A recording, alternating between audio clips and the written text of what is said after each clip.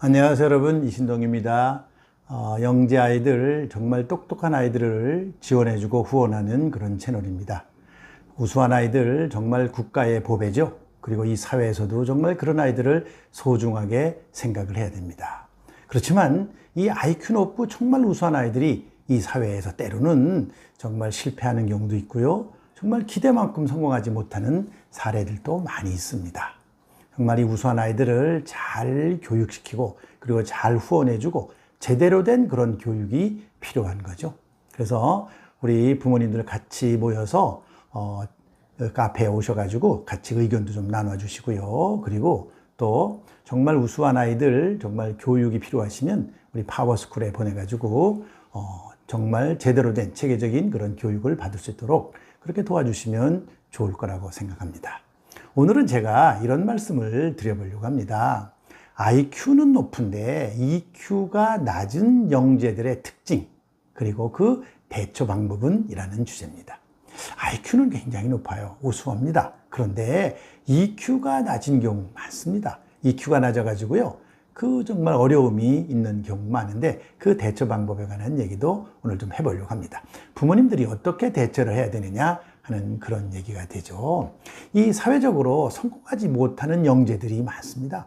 그리고 이 사회적으로 기대에 못 미치는 그런 영재들 많습니다. 어릴 때는 대단했는데 사실은 시간이 지나면서 그 기대에 못 미치는 그런 영재들이 많이 있죠. 여기에 부모들의 역할이 굉장히 중요한 것으로 대두가 됩니다. 부모들은 과연 이 아이들을 어떻게 해줘야 되느냐, 사실 답답해 하시는 그런 부분이 많아서 제가 늘 상담을 합니다. 온라인 상담도 하고요, 또 오프라인 상담도 하는데요. 제 연구소가 잠실에 있기 때문에 잠실에 오셔서 직접 상담하시는 그런 부모님들이 많은데요. 사실 그런 부모님들에게 얘기하다 보면은 부모님 자체가 문제가 있는 부모님들도 상당히 있어요. 그래서 우리가 잘 그거를 이해할 필요가 있다는 것이죠.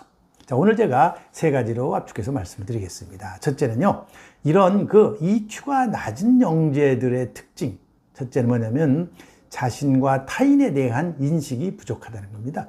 자신과 타인에 대한 인식. 자, 일단 자신에 관한 인식이죠. 자신을 너무 지나치게 생각하는 경우 많아요. 객관적으로 보지 못하는 것이죠.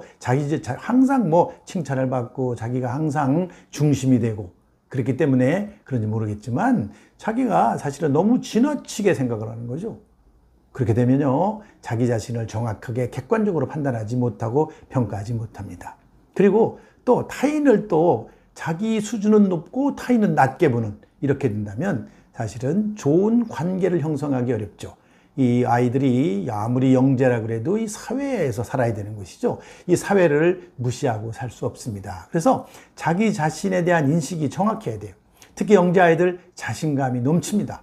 늘 칭찬과 격려를 많이 들었고요. 그리고 잘하는 것으로 보상을 많이 받았어요. 그렇기 때문에 남들이 잘 못하는 거, 그거 참 쉽게 받아들이지 못해요. 그런 경우 굉장히 많습니다. 똑똑한 아이들 대화를 잘 못하겠다. 친구하고 잘 사귀지 못하겠다. 왜? 친구들이 너무 수준 낮은 얘기만 하거든요. 자기가 관심 있는 영역은 얘기 안 하고 자기의 관심 밖의 얘기들, 시시한 것들, 이런 것만 자꾸 얘기하니까 사실 그 아이들을 가볍게 낮게 보는 경우가 굉장히 많은데 사실은 그거는 조금 잘못된 그런 것이 되게 많아요. 그래서 우리 영재 아이들 똑똑하다면, 정말 똑똑하다면 자기도 정확하게 객관적으로 인식하고 그리고 타인도 잘 인식할 수 있도록 그렇게 부모님들이 도와주셔야 돼요. 그리고 남을 무시하는 발언이라든지, 그 다음에 남들에게 이렇게 좀 과격한 말을 한다든지, 좀 깔보는 말을 한다든지, 이런 말을 할 때는 부모님들이 잘 제재를 하셔야 돼요.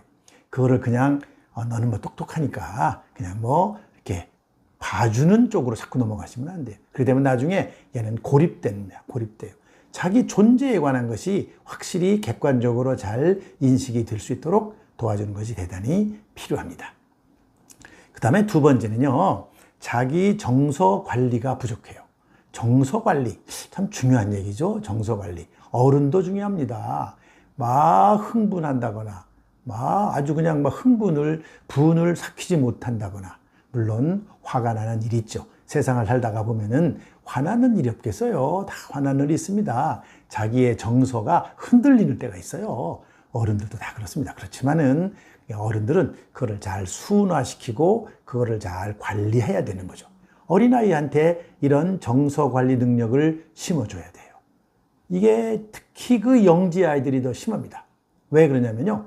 IQ가 높고 인지적인 것은 대단히 높은데 정서적인 것은 거기 따라가지 못하는 게 되게 많아요. 우리가 보통 고도 영재들, 정말 우수한 아이들 보면요. 인지적인 것하고 그 정서적인 측면이 불균형이 이루어지는 것이 굉장히 많아요. 불균형. 그러니까 우리 보통 성장하고 발달하는 과정에서 이렇게 불균형이 있는 거예요. 균형이 깨지는 거죠. 정서도 따라서 같이 발달해야 되는데 정서는 못 갑니다. 지적인 능력은 굉장히 높은데 정서가 그만큼 가지 못하는 거죠. 이럴 때 뭐가 생기느냐? 불안. 이런 게 생겨요. 불안.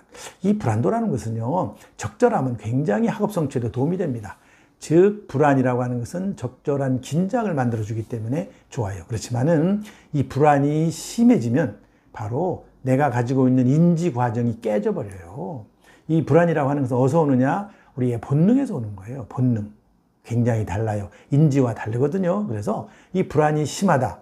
어떤 아이들 보면 시험 불안이라는 게 있어요. 시험 불안. 이 시험 불안이라는 시험 성적하고 관련이 있는데요. 밀접한 관련이 있는데 시험 불안이 적절하면 아주 좋은데 중간 정도 수준이 딱 좋거든요. 그런데 시험 불안이 강해지면 학업 성취를 확 까먹어 버려요. 그런 일이 생기거든요. 이 불안도 조절을 잘 해야 되는 거죠. 그리고 또 강박이죠. 강박. 잘해야 된다는 강박. 여러분들 영재 아이들 특징이 뭐예요? 완벽주의 성향이 굉장히 강하잖아요. 완벽주의. 좋습니다. 완벽하게 하는 거 너무나 좋아요. 여러분들 나중에 성장해서 직장에 가서 아니면은 뭐 어떤 높은 어떤 곳은 좋은 기관에 가서 근무를 할 때, 일을 할 때 완벽하게 해낸다? 너무 베스트입니다. 제일 좋죠.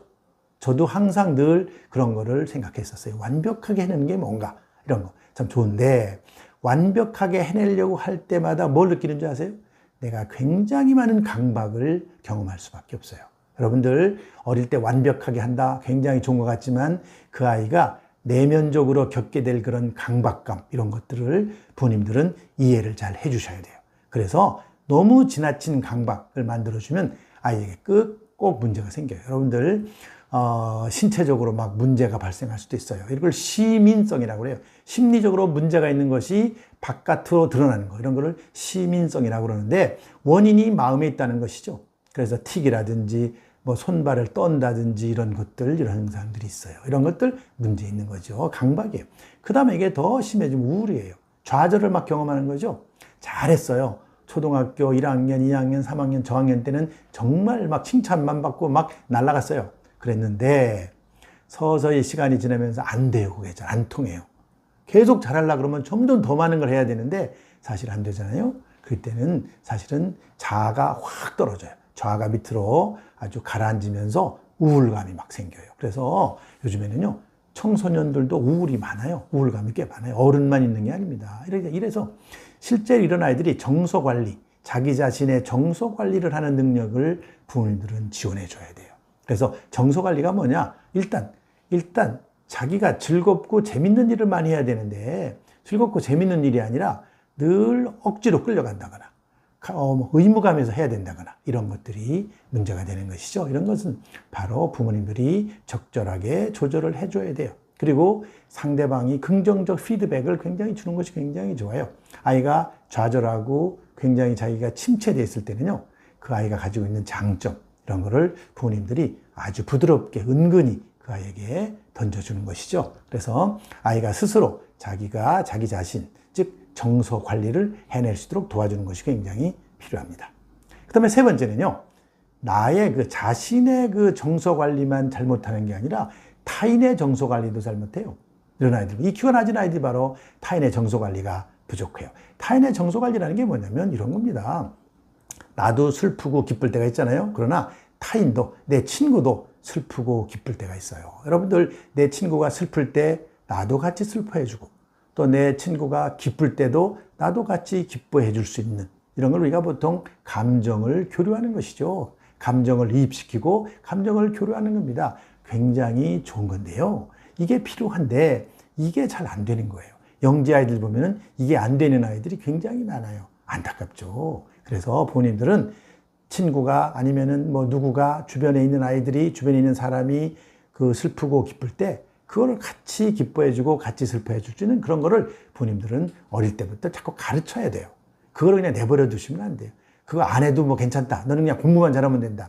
이거 안 됩니다. 그렇게 해가지고 그 아이가 공부 잘하는 것으로 이 사회에서 성공할 수 있을 것 같아요? 천만의 말씀입니다. 영재들은요, 리더가 될 사람들이에요. 리더가 될 사람들은 뭐냐? 바로 다른 사람들의 감정을 잘 읽고 다른 사람들의 감정을 잘 관리할 줄 아는 그런 사람이어야 되죠. 너무 자기중심적인 사람 안 됩니다. 이렇게 되면요, 나중에 그 아이가 뭐 공부는 잘해서 좋은 성적은 받을지 모르지만 이 사회적 리더가 되기 어렵고요. 그리고 외톨이가 된다거나 벌써 이미 중고등학교에 이런 게 나타나는 현상이 많아요. 우수한 아이들에게 이런 게 문제점으로 벌써 이미 많이 보여지고 있습니다. 그래서 부모님들이 이런 거를 아주 관심 있게 보시고 이런 거를 잘 문제가 있다면 잘 고쳐주도록 노력을 하셔야 됩니다. 오늘 제가 IQ는 높은데 EQ가 낮은 영재들의 특징과 대처 방법에 관한 3가지 다시 한번 정리를 하면, 첫째는요, 자신과 타인에 대한 인식, 자기 자신과 타인에 대한 인식이 부족하다는 것이고요. 둘째는 자기의 정서 관리 능력이 떨어진다는 것이고, 정서 관리 능력이 떨어지고요. 그 다음에 3번째는 타인의 정서 관리 능력이 부족하다. 이런 식으로 말씀드렸습니다.